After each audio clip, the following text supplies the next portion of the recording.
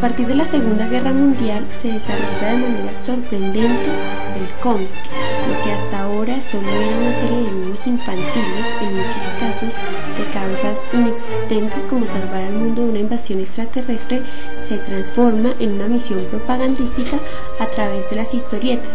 Aproximadamente hacia los años 30, los gags de las tiras cómicas y el estilo caricaturesco que tan buen resultado habían dado hasta entonces se comienzan a ver sustituidos en favor del público por las historias aún más realistas.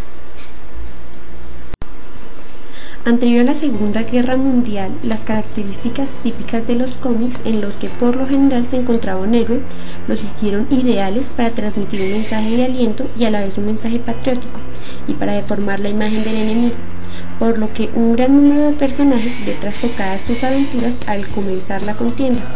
Así, por ejemplo, está Bull Sawyer, creado en 1943 por Roy Crane para King Feature Syndicate. Es un piloto destinado en un portaaviones que luchará en el Pacífico. La Marina norteamericana colaboró con el creador para que el personaje fuera lo más real posible. Así, Crane les acompañó por todo el mundo para poder documentarse sobre la cotidianidad de submarinos, portaaviones y bombarderos que aparecen en el cómic, además de otros cómics que se adelantaron al conflicto armado y que en principio no tenían nada que ver. Joe Palooka, de Ham Fisher, es un boxeador que se enlista en la guerra para aportar sus habilidades al ejército. El autor del cómic, tras varios diálogos, negocia con el Departamento de Guerra promover la intervención de Estados Unidos desde la serie.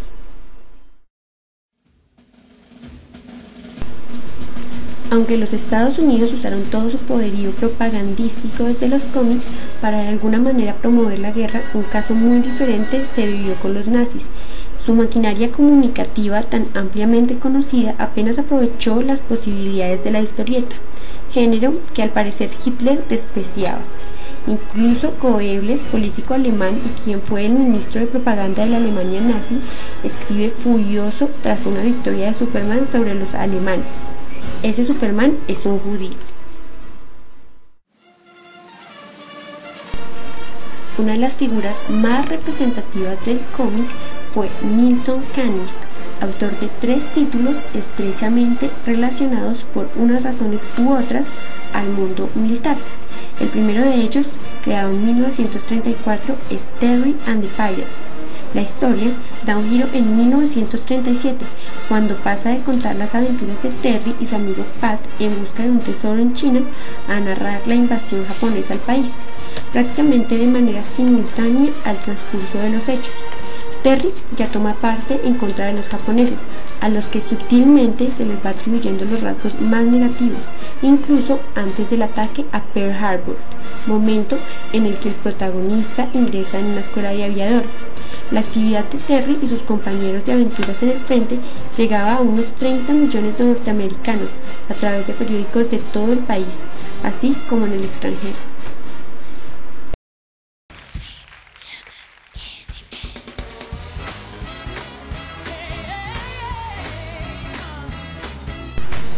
En 1942, Caniff lanza una nueva tira cómica que se llama Mail Call.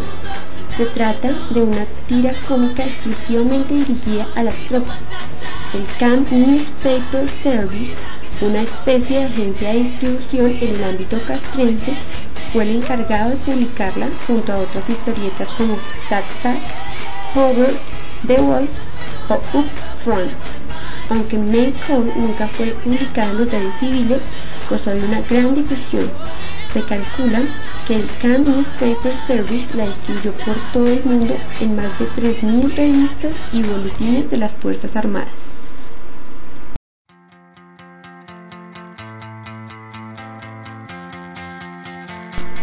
Poco a poco, con el despertar de la cultura underground, fueron multiplicándose las aportaciones auténticamente contrarias a cualquier enfrentamiento bélico. Tal es el caso de Harvey Kurtzman y sus trabajos para EC Comics. Creaciones como Two Fisted Tales o Frontline Combat denunciaron la inutilidad de la intervención armada en conflictos como el de Corea. Se hace hincapié en la ridiculización de elementos que habían sido claves en la etapa anterior, como el heroísmo y el patriotismo de los personajes. Por su parte, las ya escasas tiras propagandísticas tuvieron que hacer un pequeño cambio en la motivación de sus héroes y transformar al enemigo de acuerdo con el clima de la Guerra Fría, de nazis y japoneses a comunistas.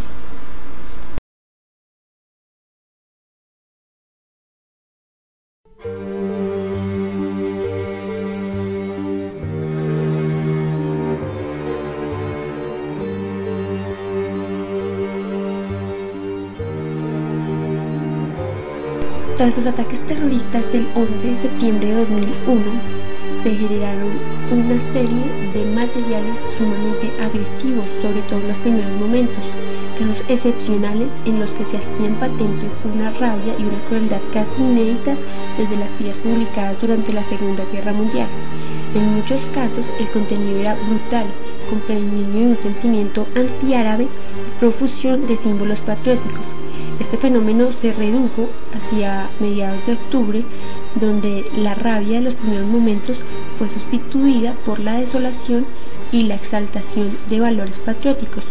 Estas se apoderaron de la población en las semanas y meses posteriores y se reflejó no solamente en las tiras cómicas de gran alcance, sino también en las dirigidas al público infantil.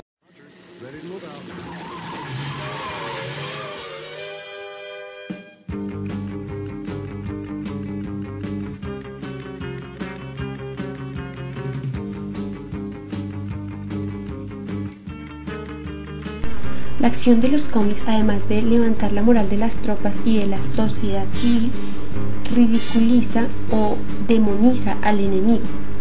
Además, apela a los valores patrióticos y tradicionales, persuadiendo a la población sobre la legitimidad de la acción bélica en defensa de nobles ideales y convenciéndola de la perversidad de los contrincantes.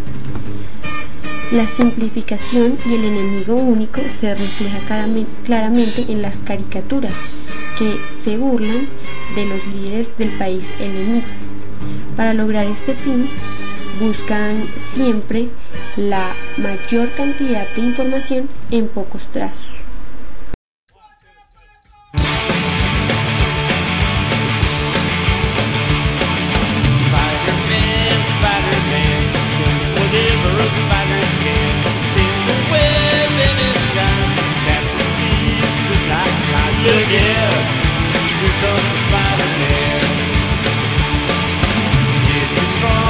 He's got radioactive blood. Can't sleep from a thread. Take a look overhead. Here, there. There goes the Spider-Man. In the chills of the night, at the scene of a crime, like a streak of light in your eyes, in time. Spider-Man, Spider-Man, friendly neighborhood Spider-Man. Well, the man is ignored. Action is his reward. Look out! Here comes Spider-Man. Look out!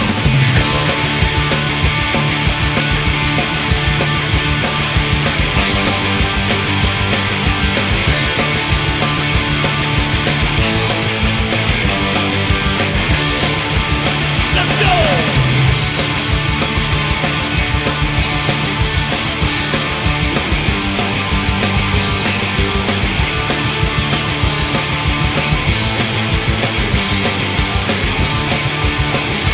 In the chill of the night, at the scene of a crime, like a streak of light, he arrives just in time. Spider-Man, Spider-Man, friendly neighborhood Spider-Man. Well, the man is ignored. Action is his reward to him. Like it's a great big bang up. Whenever there's a hang up, you'll find